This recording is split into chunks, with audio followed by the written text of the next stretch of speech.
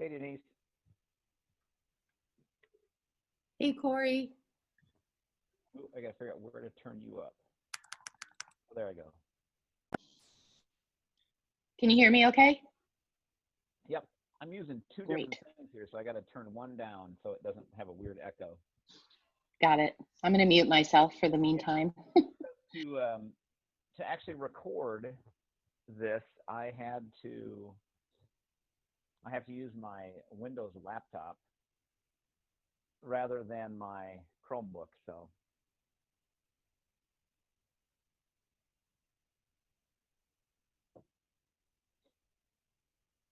yeah, the first person who asked about this tonight was one of the well, it was a parent from our school.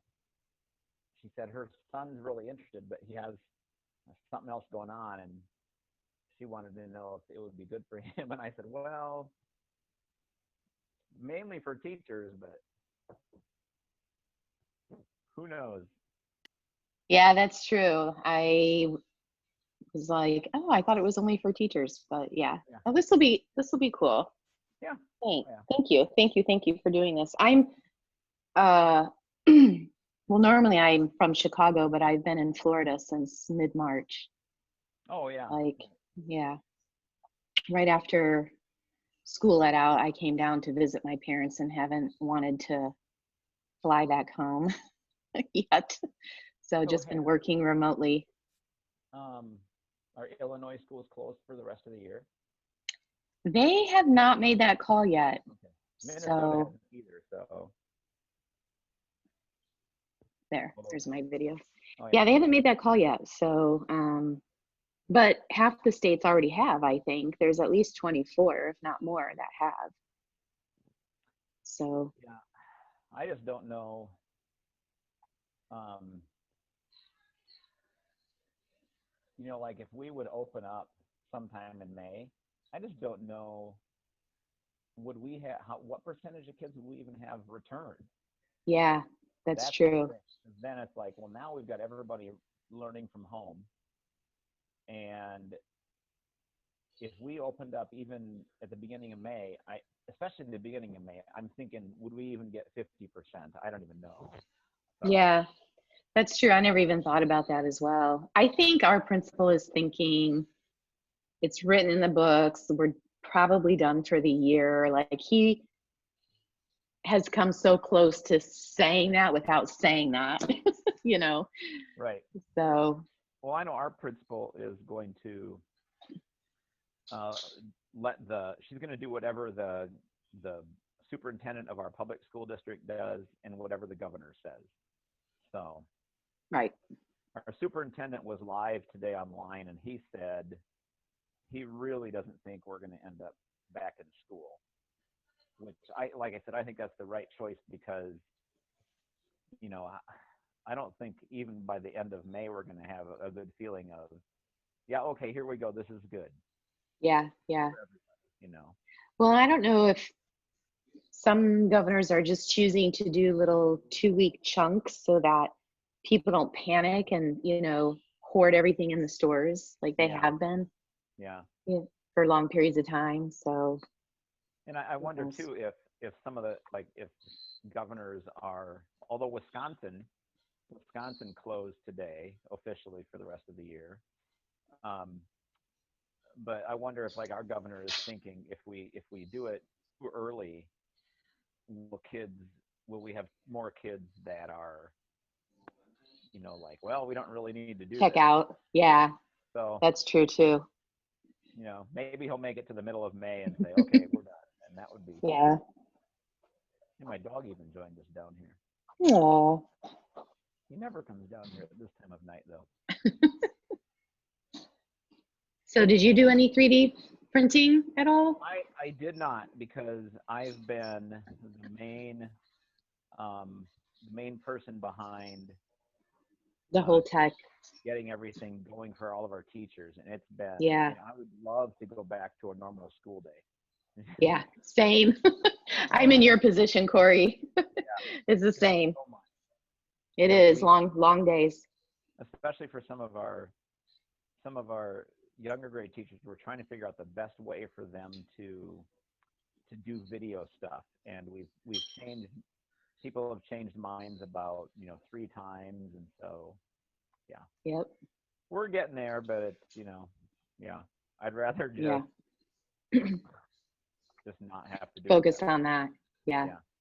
Yep. Yep. No, I get it. Yeah. It's been the same. It has settled, but I think if the call is made to go long term, it could change the way we're doing things now too. So Yep.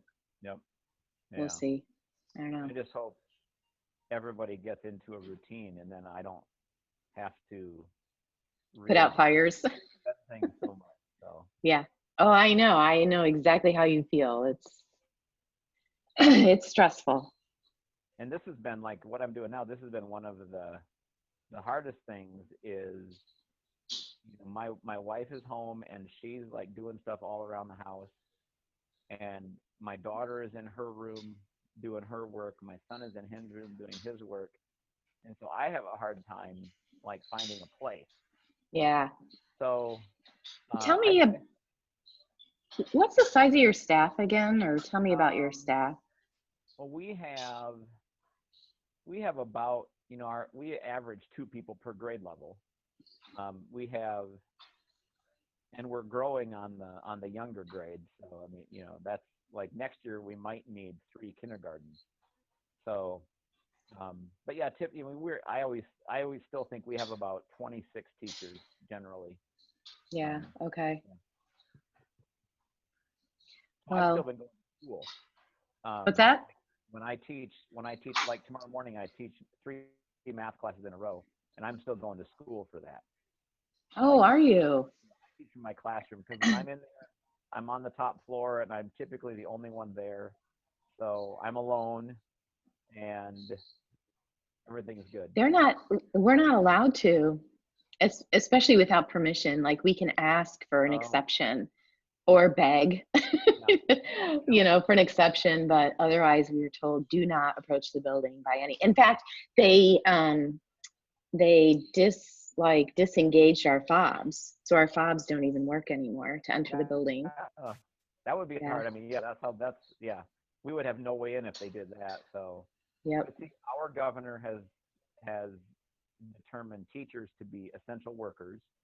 Oh, So that helps by his law or decree, then we have the ability to go into the buildings, and we have in um, in our school we have well that he mandated childcare for healthcare workers, and being here in Rochester, yeah.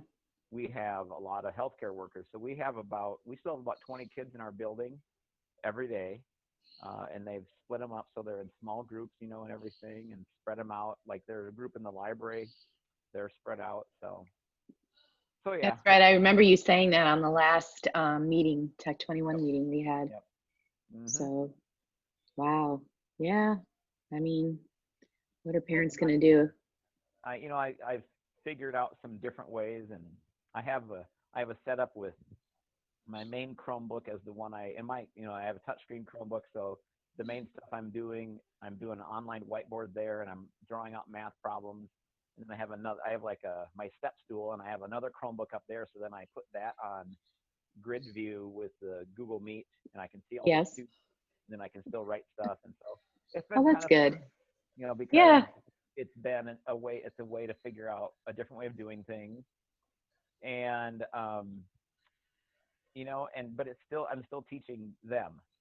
It's not the same, but it's as close as I'm going to get currently. So Are you finding that they're all pretty much attending when they're supposed to yeah, live? all but one. Okay.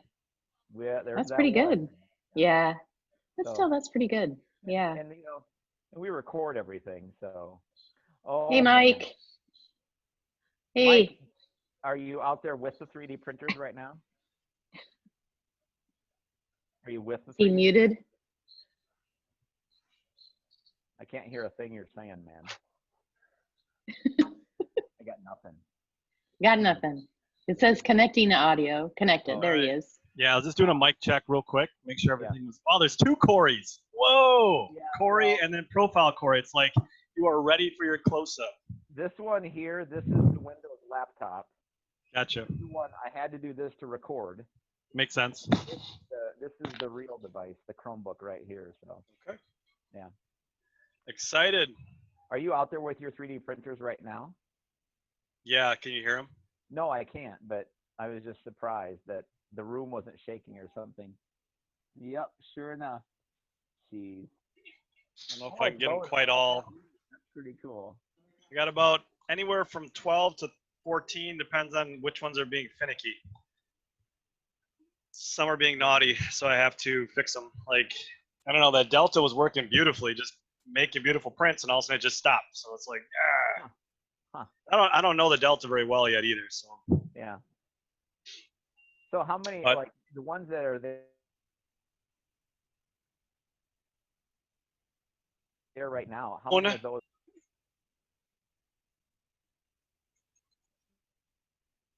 another. Okay. Oh, nice. Because I was like, I mean, I want to print. I'm printing these big old helmets. So this is a 4-pack. So they break this apart and then they put the shields on here and then you guys wear them. So, Nice. but Nice. you know, I only had I grabbed the 2 from school, the 2 Enders from school, and I grabbed the other Creality, the CR10 from school. So I had 4, and you know, I'm kind of a competitive guy. I was like in 3rd place on this list of printing stuff. So I'm like, you know, it's on sale. It's my donation to the cause. So I got myself an Ender. So now I'm in 2nd place because the guy who was in 1st place, he is running 3 Prusa MKI 3s, and those guys can pump out 8. They can do 2 stacks at the same time in the time it takes me to do 1 stack of 4. So I mean, he's like pumping out double what I'm doing. So he's at like, I just cracked 300. I'm at like 309 now. So man, I don't think I'm gonna catch him, but at least I'm in 2nd. So that's kind of cool. Well, I feel intimidated because I can't tell you how many people have asked me, you know, like, oh, so are you printing? And I'm like, no, that's Mike.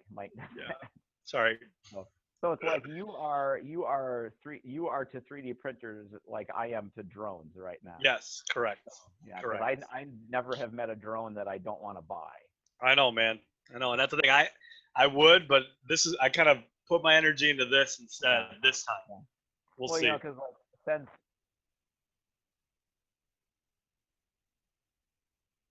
since we started, I've flown 4 different models of drone.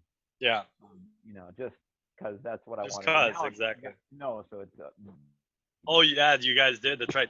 Ours just came as a little dusting. It kind of came and went real quick. So. We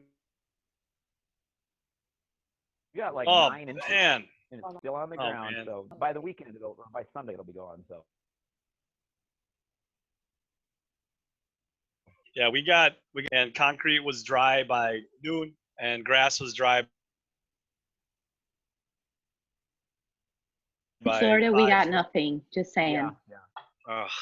You and your Florida. No wonder you're not printing stuff. Printers aren't there. Well, I have a story about that, Mike, because you know you and I have been conversing back and forth about this, and I got everything ready to go. My other IT guy I got everything ready for him, a supply list, the files, everything. He was just going to run in the building and pick up all of my printers, and bring them home. And he gets in the building and he calls me and he goes, "Where's the lab?" I go, "What are you talking about?" He goes, "The lab is gone." Well, I'm getting a new lab on the other side of the building. So unbeknownst to me, they packed up my whole lab and put it in storage in preparation for moving across the building. So it was all not worth the work because I didn't know they packed everything up. Yeah. So I was so sad. Yeah. Well, hey, but thanks for your help anyway. Yeah, no problem. I'm gonna get going sure. Because it's 7:00, and you know, what I plan to do is, you know, we're recording for anybody who watches later, and then I'll probably have to go out and edit out the first 15 minutes when we're just jaw jacking. Yep. But this is kind of cool because the other person in our meeting here is Julie, and Julie was a college classmate of mine And I assume that was your cat, Julie, that walked by. Yeah. And I saw somebody else pop in for a minute, but maybe she'll come back. So I'm gonna move. What I'm gonna do is I'm gonna move fast and not too fast, because I know that not everybody who's gonna end up watching this is gonna be in the same boat as some of us are. So and then what I'll do is I'll kind of touch lightly on a lot of things, and then if there's something as we get to about 7:45, if there's something you want to see more about, you just gotta like let me know, and feel free to ask questions whenever too. I'm gonna preface it too. I'm gonna probably pop out about 7:30 because I have a meeting at 7:30. So Sure. just And if then I disappear, that's why. we got one at 8 too, by the Yeah, way. and we got one at 8. I know it's just I don't know what I was thinking. Anyhow, So Julie, Mike, and Denise and I are all Tech 21 people. Ah, okay. We have a Tech 21 meeting at 8 o'clock tonight too. So, because that's what I do, hang out online. that's right, man. All right. So now I'm gonna share my screen, and I will admit right up front that I am a Google Meet person by design Same. or by experience or something, because I don't use this Zoom stuff very often. So I do Google Meet, but I'm learning. So that's why I have my other laptop here, so I can check and see if I actually see what I should see. So this is the website that I made, and for this, and I did nothing fancy. I just did Google Sites, one of the new Google Sites, not the classic Google site. So if you want to share this with anybody, and this will, I'll put this probably in the comments on the different Facebook pages.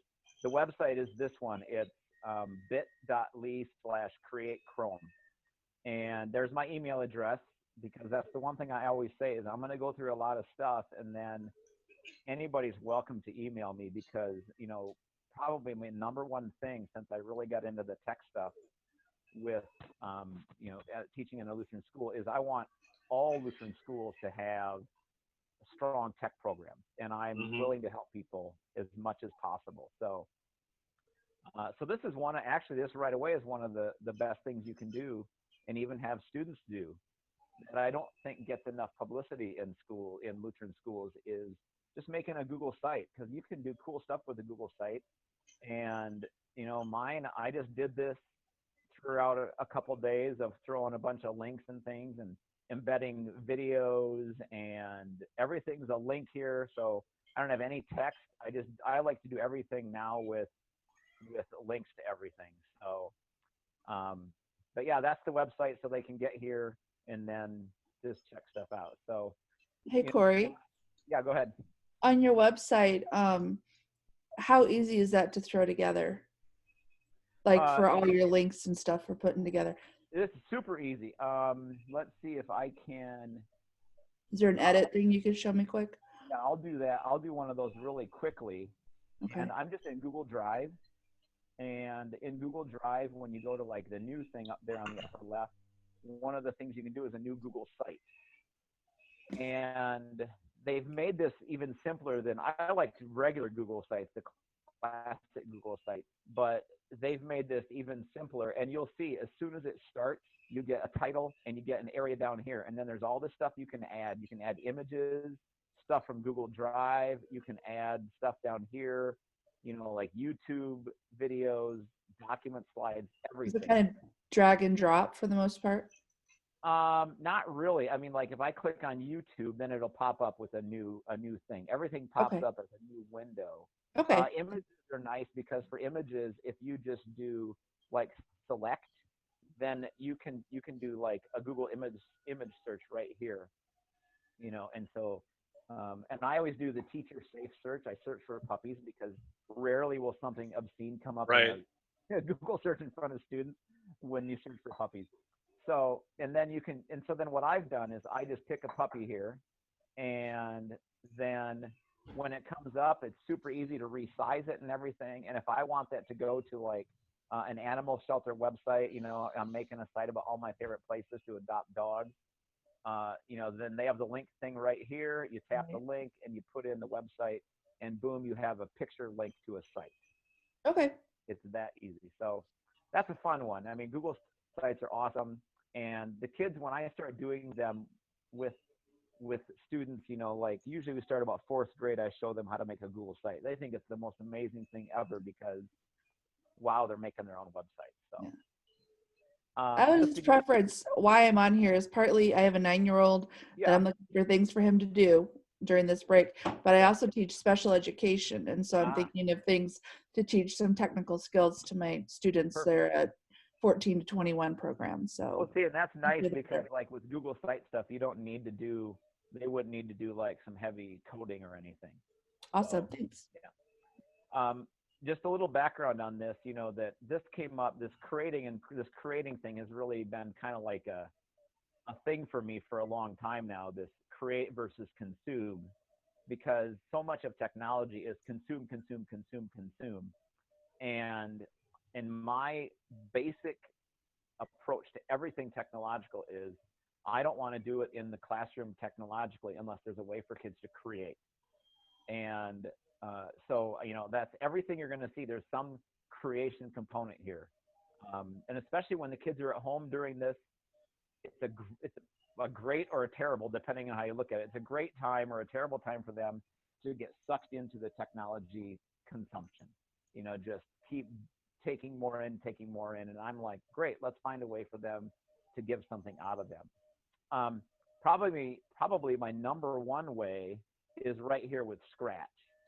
Because first of all, it has my favorite feature, which is it's free. And my link is buried underneath my video thing up here. But the thing I like about Scratch, it's done by MIT and everything's free. But the favorite part about this is that anything you find, you can make a copy of it. You know, look, I look at this and I think of Mike right there. Hey, I don't know what Volleyball Studio is, but I have no idea either, but that's cool. Yeah, if I find something and I go to, oh, it's a whole thing of volleyball. Oh my goodness. So that's a lot of good stuff. Okay, let's go to this volleyball game. So on Scratch, you go to a volleyball thing, and when you're looking at it, you can play it, you can try it, but even better, you can go inside it and you can see how somebody made it. Wow. So right here, this is the key button right here is this remix button. Because as soon as you have an account and as soon as I hit remix, it puts a copy of the entire game and all the code into my file. So I get like my own copy and I can play with it. I can try it and then I can make changes and start to learn like what do all the parts do. So that remix thing is probably the best thing about Scratch is, yes, it is coding, it's visual, and I love it, but that remix thing, somebody's made a cool game and you can just copy it and you're not going to damage what they did. You know, when you do the see inside, you see all of the things that they've done. And, you know, the first time somebody does this, they're going to be probably intimidated. There's some stuff that I see on Scratch that intimidates me, and I've been doing Scratch for, I don't know, probably 15 years. And I always say to the kids, there's nothing on Scratch that I don't know how to do, except like last year I had a 7th grader and an 8th grader. They were making a game, and they both came up with a question, and I didn't know how to answer it. So, you know, it's kind of nice to put a challenge out there for them too. Yeah. So, Scratch number one for me is you can it's visual coding, so it, you know, it makes sense, it's logical and it's sequential, it's using if then, you can see how everything goes, and the color coding is great. There are versions of Scratch that go all the way down to pre-kindergarten because there's Scratch Junior you can do too. So, yeah, my wife has used Scratch Junior. Yeah. Are you familiar with Itch? With Itch? Yeah. Oh. So I too love Scratch, but one of my criteria for using programs like this in middle school is that it's a dashboard. I like to have a dashboard where I can monitor their work, and Itch EDU is for a small fee, you can kind of have some control over what they're creating. Not controlling what they're creating, but monitor, I would say. So I would recommend Itch EDU for those teachers that just want to be able to monitor their progress. Okay. Cool. And what I'll do is I'll check that out, and then I'll add that as a link on that site too. Yeah, I will say their customer service, I think they may not be exactly English speaking. Yep. But they do their best to try to get back to you and fix issues. I didn't have a lot of issues, but when I did, I could tell the English was a little broken. Like itch.itch? Yep, itch, ITCH and then edu. Try itch edu and see what comes up. Let me Google it because. Yeah. Let's see. Itch code? Yeah, it might be. Try that one. Look at that one and see. I haven't used it this year. I used it. Oh, they do provide you with lessons. So you can assign lessons when you're in there. That's not the teacher dashboard. Okay. I'll find it. It's actually edu.itchcode.com. edu.itchcode.com. Yeah, let me check that out. Yeah. So that's a good one though. But I know. I remember you have said before about wanting a dashboard for stuff. So I know that's always part of my criteria. Yep. This is my next one. This is the MIT App Inventor. So this is another thing from MIT. And this one, this is for all you people who love Apple because it doesn't do anything on Apple. This is great because this is a great place to start kids learning how to develop apps. And when they develop an app, you can actually run it on an actual Android device. You know, so like at my school, we have Android phones that the kids can use and Android tablets. And so like there's all these things, all these user things over here that they can use. And then they shows what it'll look like on a phone. And then when you're ready, you can do this connect thing here, and they get this AI companion. And it connects right to through a code or through a QR code that you scan, and it will show you what the app looks like in real time. Works really well. I have not, admittedly, I've not done a lot with this, but there are a lot of tutorials that show you exactly how to do this. Games like, you know, you can get one where the ball bounces around the screen and you flick your finger to get the ball to bounce. This one is, I think this one is supposed to be a speech to text, or maybe it's the other way around, text to speech. It'll say whatever you type in, things like that. So a lot of options here. And I think if I can go back to the other thing where I started, you'll see a little bit of the tutorial. Oh yeah, there they are. I'll give you just a little bit of some of the tutorial ideas that are on here. You know, so this one has, you know, you can do, yeah, there's the text to speech, the ball bounce I talked about. You can do like a paint one. Whack-a-mole is on there. But then there are like tons and tons and tons of others. And all of them go through and they'll say, this is a basic one, this is intermediate, and it's step-by-step, shows you how to do it. And so it's a good place to take kids to have them start learning how do you make your own app, and then how do you make it do stuff that you really want. So code.org is another one that'll do that. There's an app development thing there too. So, all right. Now I'm going to move into the music portion of my presentation. There are four sites that are good for music stuff. Soundtrap is the best. Soundtrap it's like a multi-channel music development, and you can put in, you know, you can put in all these instruments, and then you can record your voice, and then you can make it a song. It's like a legitimate sound studio, and it works in Chromebooks. The only problem is that they now realize that they want to make money, and so there is a cost for this now. Since we've been home, one of our fourth graders emailed me and wanted to know how to make music, and I said, try this. And she talked to her parents, and they bought her like an at-home subscription, and she made her own version of the Elton John song, I'm Still Standing. So she did the drum track, she did the keyboard track, and she did the vocals. and put it all together, and it sounds amazing. And I didn't think to get it up, but that's the best one, but there is a cost to that. BandLab's pretty good. It's not as nice as Soundtrap, but it's similar, and it's pretty good. The two I really like this one here, and I brought up this. This is the parent site. This is called the Chrome Music Lab. And there are great things here, especially for younger kids. Like there's a song maker, there's a rhythm one, there's spectrograph, you got all these different things. The one that like some of the kids like the best is this song maker thing. And it's really good. You could do this down to a really young age. That's really loud. So I did that. I just tapped and held and I played that and I hit play now. And this is going to be amazing because I'm so wonderful at music.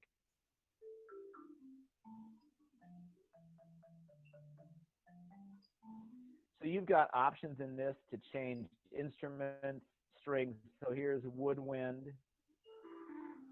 You can do electronic stuff. So this one's really cool because it's color coded and kids can start to see, even mathematically, since I think about math too, they can see how do you do things, how do patterns work? How does a pattern make music sound good?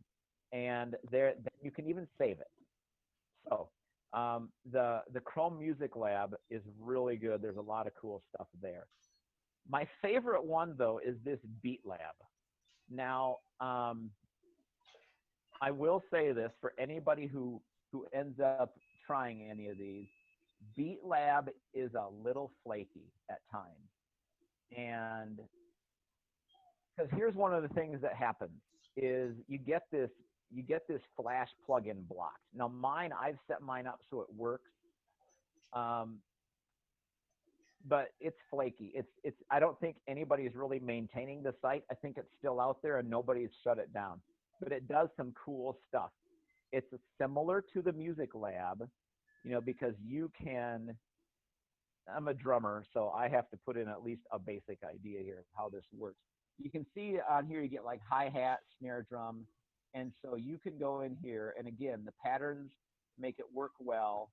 And you can add longer, you can make your song longer, so you can keep going. And then when you hit play, it'll do what you've done. And, again, some kids, they usually start and they'll do something like this just because they can. And then they realize that sounds terrible. Okay. So it doesn't take them long to get bored with that. But what's really cool about Beat Lab is when you go to the add more sounds part, because there are thousands, literally thousands of different things that you can do. Now, Denise is not going to like this because you can't really monitor this and see what they're doing. There are occasionally some not quite appropriate things that will pop up in some of these areas. So you do have to be careful, but if you monitor it as they're using it in school, you can see what's there. And even better than that, I don't want to scare anybody, but if I go into my profile, you'll get to hear some of the ones that I've made if this loads. Like I said, Beat Lab's cool, but be ready. You're never going to forget this if I get the right one. No, it's not that one. I got to turn my volume down. I'm going to go deaf from this.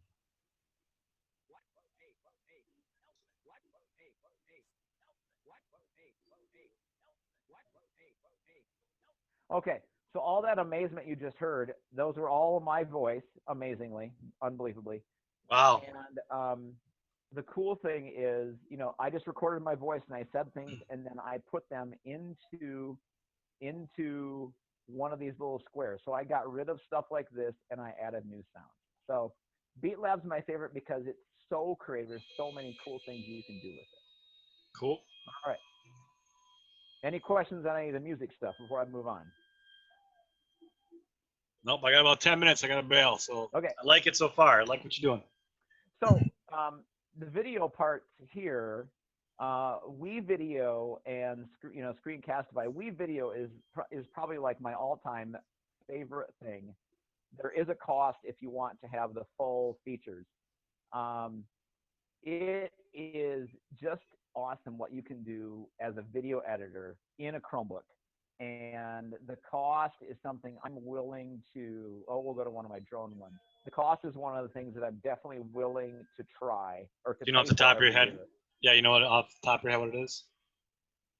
What I think is that we end up paying about, for the number of students, the number of accounts I have, and I think I have about 80 accounts. Oh, wow. I want to say it's like $440 a year. Okay. So that's ballpark, I think. I don't know. But for me, it's very much worth it because you do get, if you've ever seen video editing before, it looks just like any video editor that's out there. Right. The thing that's been amazing to me is this is new, this stock media they put in there. So like if I just type in 3D printer before we lose Mike, you're going to see just all these things that you can throw into a project that are just there. You can see a stock video of a 3D printer, and it's just all there. And if you're like, okay, cool. Well, what I really would like is a purple background. Why? Well, why not? And as soon as you see purple background, then you get like, video backgrounds like this. That's pretty cool. You get like, this person, this lady, then putting her headphones on. It's just amazing the amount of stuff they have in there. And music too. They have, you can say, I want funk. And then you go over here and you say, how about some audio? And then they're like, great, here's your funk. And then you can use it. Now, the thing that I like is, so I've done mine here. And so I did some drone flying last Saturday. Okay. And this is, so I just took some video with the drone and then put it into WeVideo, made a video out of it. And then the music, if you can, I don't know if you can hear the music, but the music is some of the stock music that comes with it. We've had our eighth graders, I think all our eighth graders have an account on WeVideo. And my son's been doing his memory work. We've had trouble with like, how do we do memory work when we're not together? Mm-hmm. He's done like video skits with WeVideo. And one of my favorite things is how he took videos of himself, like 2 videos, and you put 2 videos on the screen at the same time. So he made a video of himself talking to himself. That's sweet. One of the things was the temptation in the desert. And so he played Jesus and he played the devil. And he dressed in black for the devil. He dressed in white for Jesus. And he put 2 videos in at the same time, and he can talk to himself. And it's a great project because the kids you have to work on timing. So right.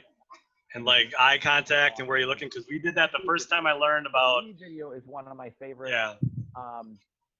Screencastify is great too for doing like you want to take something that kids like to consume, like a video game, and they want to teach people how to play it. You can do a screencast, make a screencast of here's tips for how to beat this game, and they can do it with Screencastify.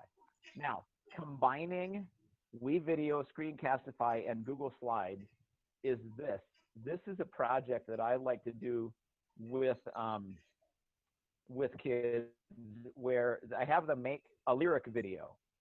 And it's hard to do this because you've got to match, the movements on the screen with the lyrics in the song. And this happens actually to be the one my daughter and her friend did when they were in 8th grade. And they did a different direction. They actually took the lyrics to the songs and made it an animated thing on Google Slides. So they made things come in and leave, and then they tapped when they needed them to show up as part of the song. Then they made that they did a screencast of it, brought the video screencast into WeVideo, and then added the song to it. So here's a little bit of theirs. All done with Google Slides.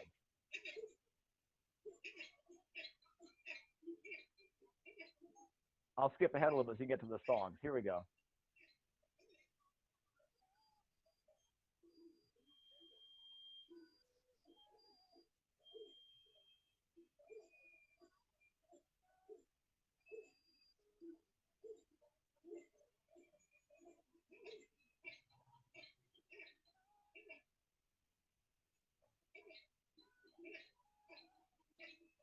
So they did not the whole song, because they figured out how long it actually takes to do. Yeah, like one slide. To do the one slide. So Yeah. But a couple different ways to do that. Some kids have done the lyric thing on Wii Video too, and it's not easy, but it takes a long time because you got to time when everything enters and everything leaves. So and then Mike, you're going to leave right when I start talking about Tinkercad. Oh man. Hey, Corey, I'd like to. I'm I'll actually listen for another second. Yeah.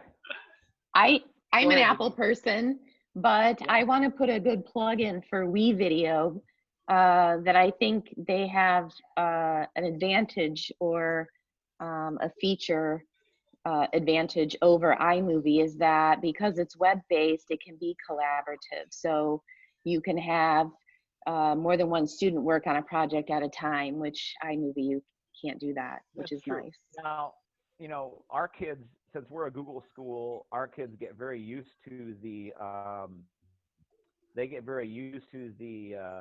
collaborative thing, and so the problem is though, like when they get on Wii Video and they start a project working together, they ask that question right away. They'll say, "Can you do this collaboratively?" And I say, "You can collaborate on a project, but not at the same time, because this video editing is so data intensive." Oh, I'm sure. Yeah. There are like no. You'd have to have a super high-end laptop to be able to handle the processing of video editing in two different locations. So multiple people can work on it, but they can't work on it at the same Simultaneous. time. Yeah. Tinkercad. This is one I actually made. So Mike, you might be proud of me. That's cool, man. Looks good. My wife, in her car that she got, there was no place to put a trash can, and Okay. she was used to a trash can in her old car. And so I did measurements in the car in one of the cup holders, and I made her a little 3D printed trash. Sweet. Printed it out, and now it's in the car, and she can put trash in it. So Tinkercad's great because it's 3D computer-aided design, and there's so many things that they can just bring. This is like drag and drop. They bring something out, and then as soon as you get something out, you can change how it looks. You can make it tall. You can make it short. See you soon. Go ahead. And then you can combine things, and then there are ways you can like put a shape inside another shape, and you can make that shape a hole. And then if you print it now, you would actually get a cube that has a hole in the middle. And so it does lead directly to 3D printing, but you can have just a great time just making all kinds of stuff. Now, if I go back, I can show you a couple things that I have from the past.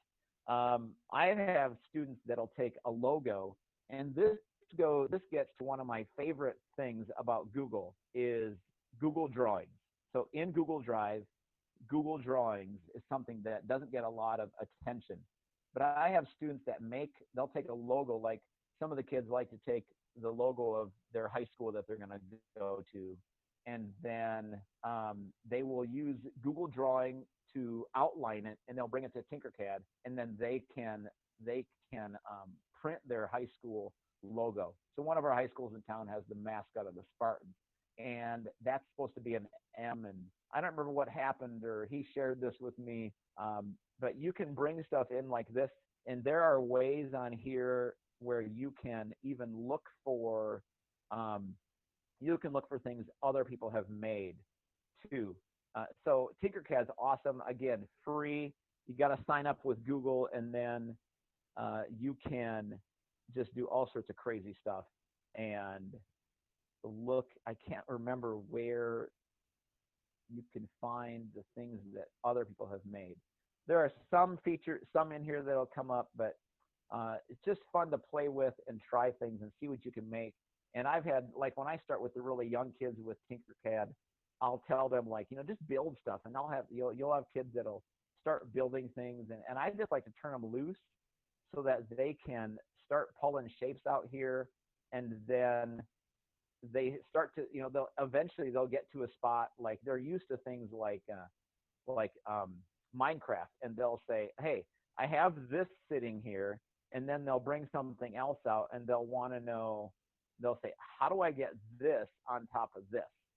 And the first thing I do is I let them try some. I'm like, look at all the things you've got. Do any of those other things that they're showing you, do any of them help you figure it out? And eventually somebody in the class will figure out how to lift stuff and move stuff. And then they'll get excited. And let me come and show you.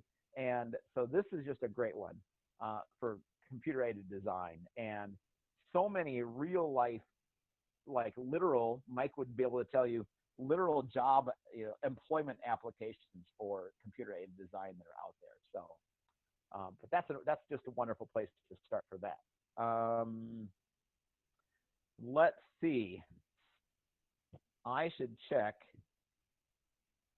I don't know that anybody's been chatting. Has anybody been chatting?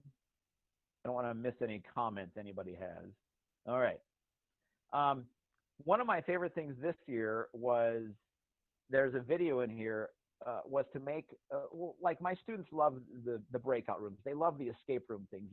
And I have some of the breakout EDU kits at school, and they love doing the physical ones. But I wanted them, that's something that they can do, but I was like, how do I have them make it? And if I have them make an escape room, it's going to take forever for them to like make their own. And, because then we'd have to like do it. And if everybody makes one, if we have them in groups and they all make one, it's going to take like 2 months for them to make them and do them all. So this year I stumbled upon making your own digital breakout. This video here, and I'm not going to show you this video, but it's there, and it'll show you how do you take and make your own digital breakout. Now I'm going to go to this one because this is an example of one we did at school. Now, if you're familiar with Google stuff, you'll recognize this right away as a Google form. So here's what we did is we used a Google form, and whoever got done first, that's what I did. I took these 3 girls, I took their puzzle, and we did these, if you can tell, we did these before Christmas. And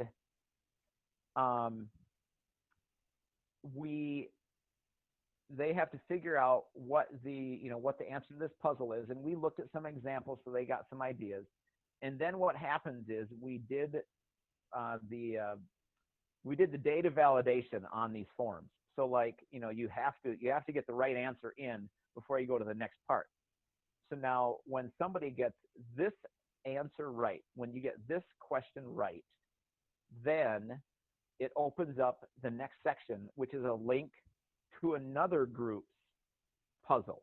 I can't remember. I thought they had, this is maybe not the best one to pick because I think,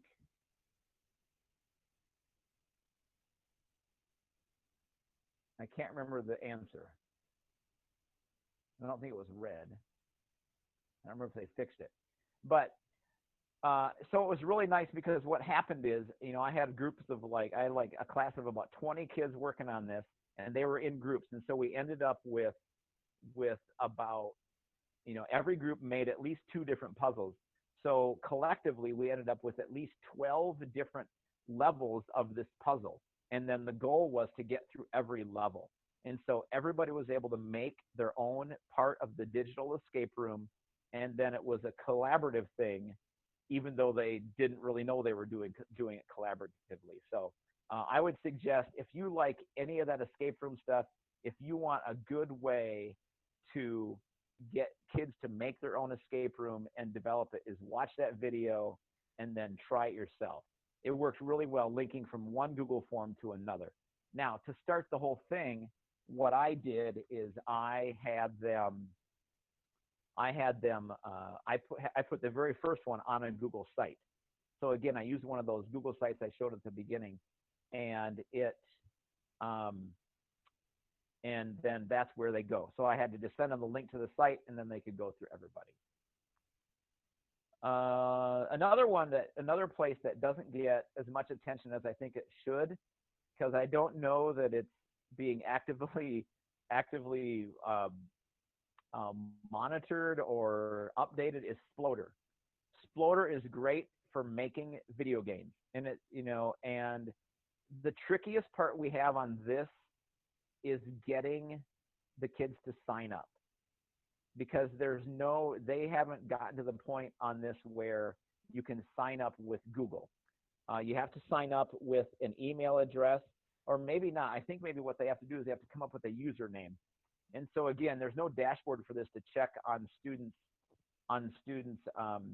accounts. So I tried to make sure everybody was signing up the same way. And then what I did is I used one of my school email addresses as the parent email address. That way, if somebody forgot their username, the email would come to me. Then we discovered that there was a limit to how many email addresses or how many accounts could go to one email address. So I suddenly had to start making it go to several different email addresses. So it's really good. It's a good lesson in you got to write down somewhere what your usernames and passwords are. But it's really cool because of the games that they can make, and they work really well. And it's also a good thing about saving your passwords. If I show you, let's go to my dashboard so I can at least show you some of the types of games that you can make. Let's go to make a game. So the game types on here are retro arcade. This is kind of like Super Mario stuff. This is like the newer Mario games. And then the classic shooter, this is like spaceships flying around and shooting things. And this one is people going around in a maze, and it's kind of like it's a third person shooter because you're looking at it from above. But the kids can make stuff in it, and they don't need to do any coding. And so it's really cool, really good way. Let's see if I load one quickly to show you what it's like. There's the one type I didn't talk about, and I'll get back to that in just a second. All right, let's edit that one. All right, so this will give you the general idea of how it looks. You've got all the ground and stuff that you can make, and then there are objects. You can put in bad guys, you can put in rewards, and everything like that. And we've never lost anything. Everything is still there. I always worry that we're going to get onto it some year and it's going to disappear. We've been using it for about, I would say, 6 years, and it's still been pretty good. The one kind that is really hard is this physics puzzle maker.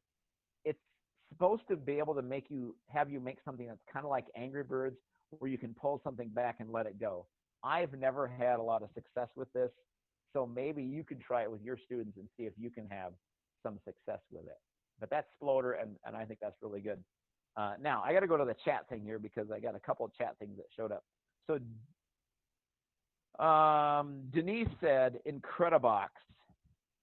And for Music Go, I've never heard of Incredibox. So Denise, can you talk a little bit about that?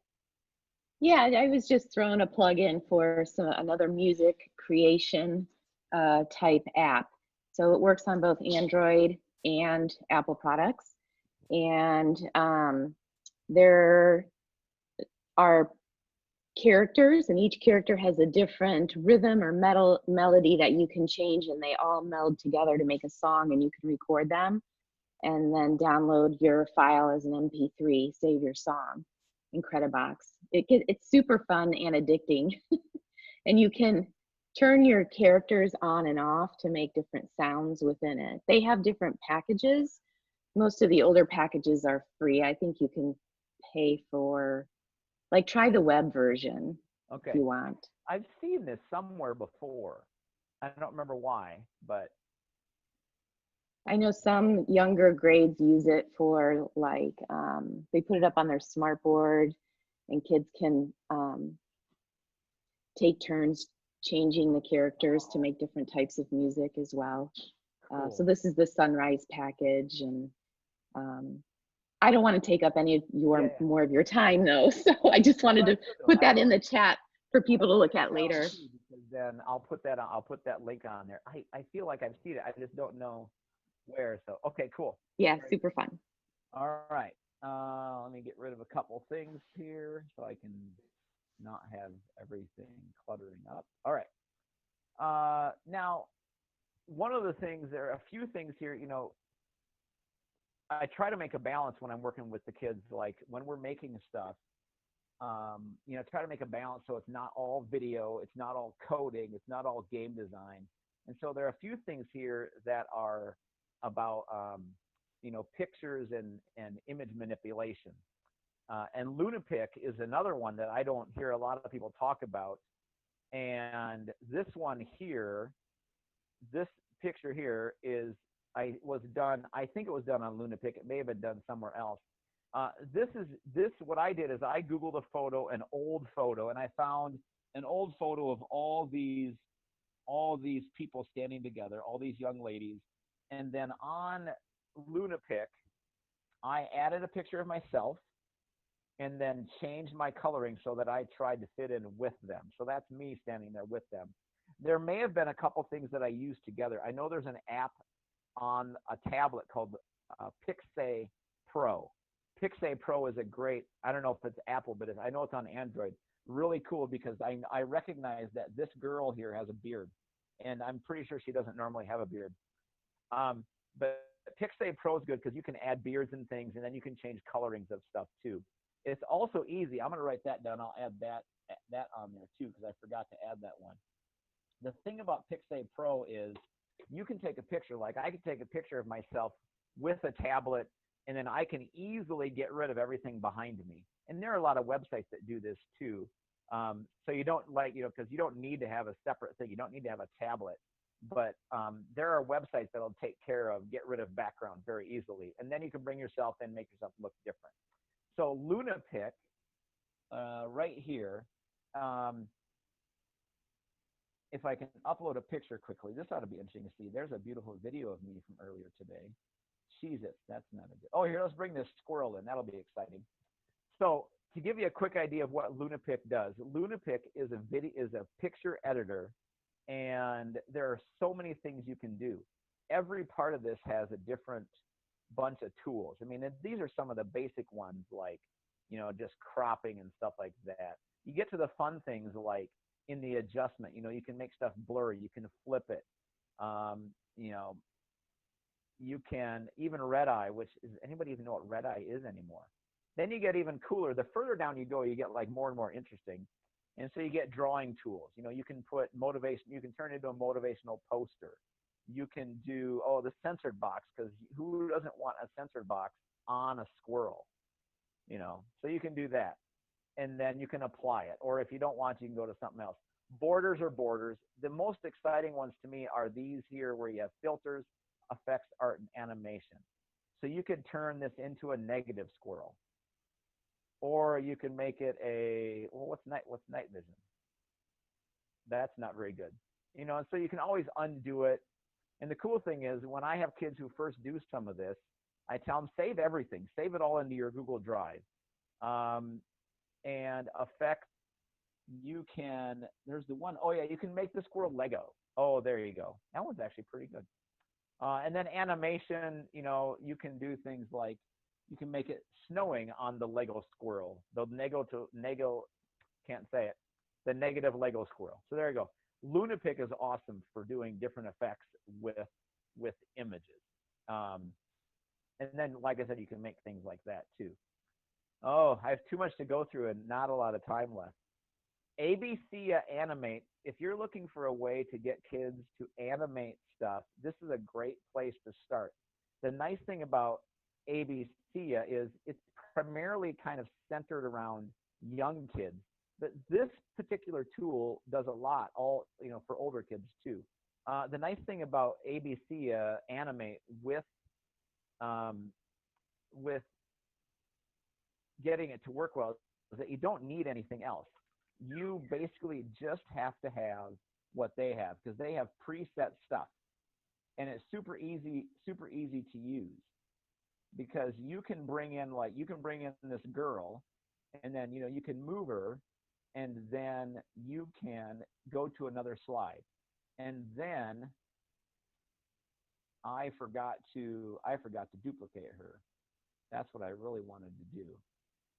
And I obviously haven't worked in this in a while because it's not doing it the way I want.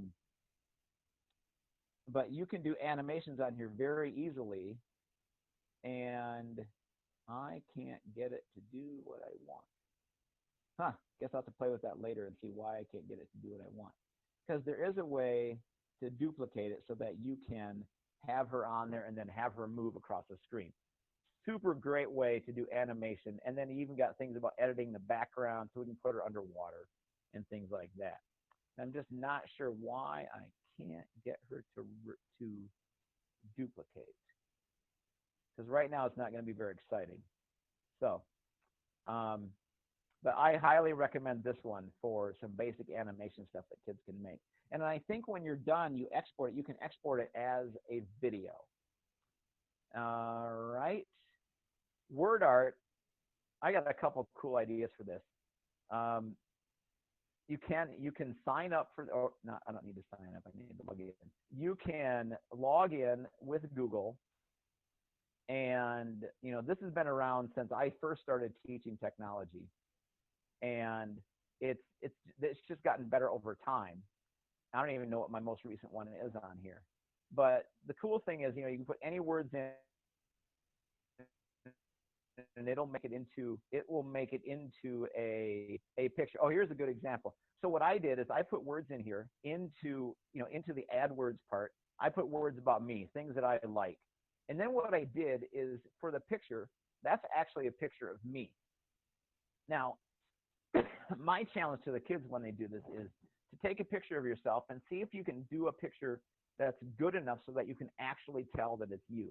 Do you have to be closer to the camera, further away? What's going to make it work? And then there's so many ways you can customize this with shapes and fonts and layout and all this stuff. They have some pre-made shapes. There's the picture I took of me out in the hallway. But you can put anything else in here too. They have a lot of shapes, and they've added a lot more shapes since the last time I was in here. And then you can get really fancy with different fonts that they use and everything. And it all exports. You can download these as a PNG or a JPEG.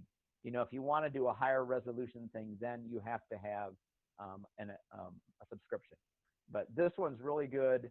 I had a teacher that used to do this with kids, and they would get a Christmas picture, and they would do, I don't know if I can find one easily. Let's go to something in December, like this one. They would do all the names in the Bible for Jesus, and they would put all the names of Jesus in there. Obviously, this is not a Christmas one, but they would put all the names of Jesus in here, bring in a Christmas picture, and it would be really cool. They'd have a really cool Christmas picture, and then it would be made out of the names of Jesus. This one was one where I loaded a picture that I found online, put in 2 words, Minnesota Timberwolves, and then made it. That's a pretty good one. That one worked out pretty well there. So let's see. A couple quick ones that I'm going to go through, so then I can see if anybody has questions before we're done. So I have to show you a couple of the weirdest ones that are in here. This one here is an interactive Google Slides quiz.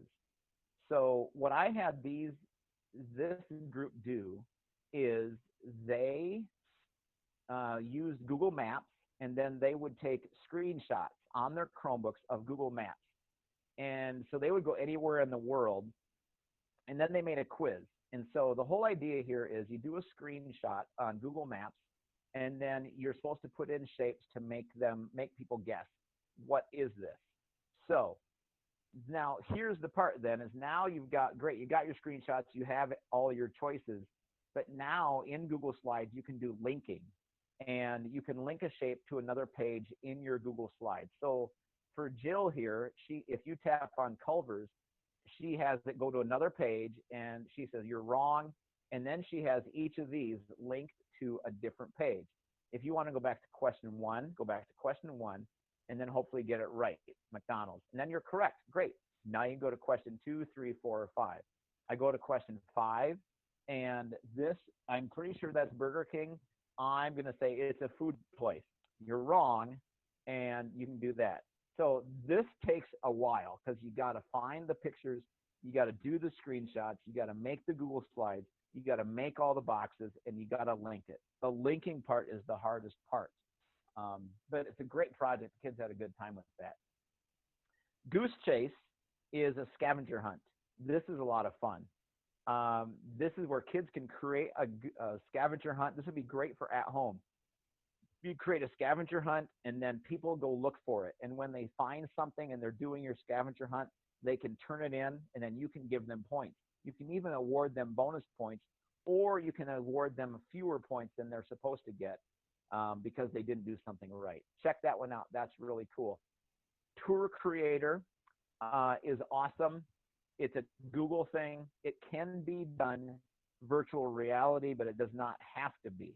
And it uses, again, like kind of a conglomeration of Google Maps and Google Earth. But here's one that I did called Important Places. And so what happens is you go step by step. I could see this being totally used by people in social studies because you could just make it, let's do everything about World War II, all these locations in World War II.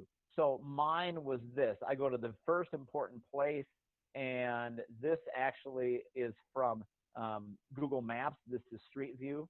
So here's my house in small town, South Dakota. We got to do a couple of these so we can get to the important part here, my fourth one, which is Concordia in Seward, Nebraska. And so you can do things like that. And then some of them, I think it was in my high school. Yeah. On the high school here, you can put little place markers. So like this right here where that little symbol is, that is the classroom that my mom taught in for many years at the high school in my hometown. And then over here, there's even audio. You can even narrate scenes. So it's cool how you can make your own tour of your own life or somebody's historical life, and you can put in narration, you can put in points of interest and things like that. And that's Google Tour Creator. Let me check. I'm watching that time, and I, of course, talk longer than I'm supposed to. I have a couple images here. Again, I did these with Google Maps and did screenshots and then did photo editing to make one look like, this is my school, this is RCLS, and did one to make it look like a pencil drawing. And then this is one, I played with this way too long and still didn't get it to be the way I wanted. And this is a tilt shift, and I'm just not good at that yet, so I got to keep practicing. There's a video here that's going to show you how to do stuff that's in here. I encourage you to watch the video. I'll come back to that, to the slideshow, because I think that's pretty cool. This is one I've been meaning to do in a tech class, to have kids take an image and do what I call the weird circle art thing.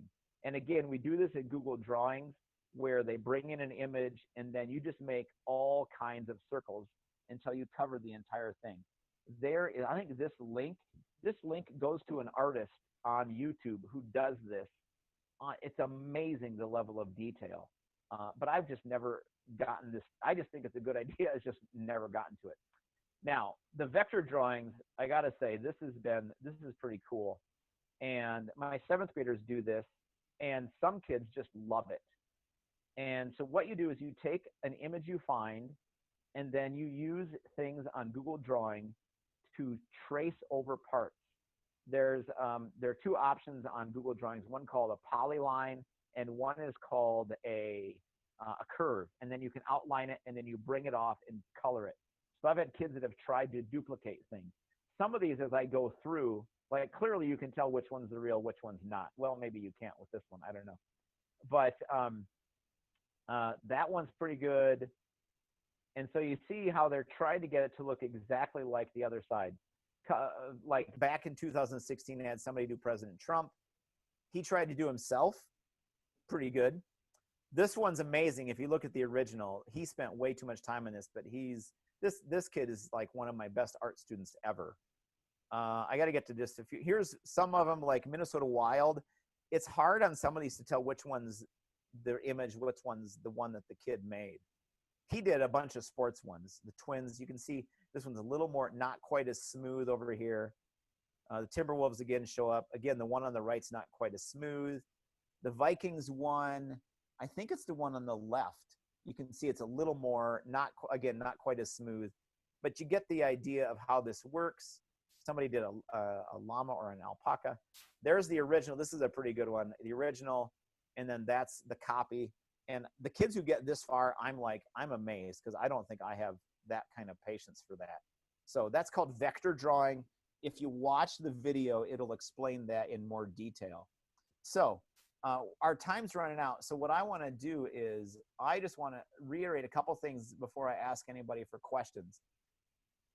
That's a lot of stuff in one session. So if you have something and you want more detail on this, feel free. My email is right there. Email me and then let me know what you'd like more information about. Everything on here, with the exception of the circle picture at the bottom, is stuff I've actually done with real actual students. And so I can tell you how it works and how things go. But I just want kids to create, and I want them to enjoy doing it. So, so before I sign off, does anybody have questions? I'm sorry, can you share the link again, Corey? Did you say we can come to this exact site, right, and play with some of these? Yes, you can go to that link right there, bit.ly/create Chrome. And after we're done, I'll go put it back on the Facebook groups so that it's there. Well, I just think this is a great idea, as you said, as kids are home and on technology and looking for things to do. At least these are meaningful. Yeah, and absolutely. creative. And a lot of fun, and just ways that, I'm going to guess that a lot of kids haven't thought, like, oh, I never thought I could do something like that, or Yeah. So I think you've inspired me. I think I'm going to follow your footsteps and start something like this as well. Cool. Very good. Thank you. Awesome. Again, don't hesitate, anybody, to get a hold of me. My email is there. Just, take the link for now. It'll be in the Facebook pages later.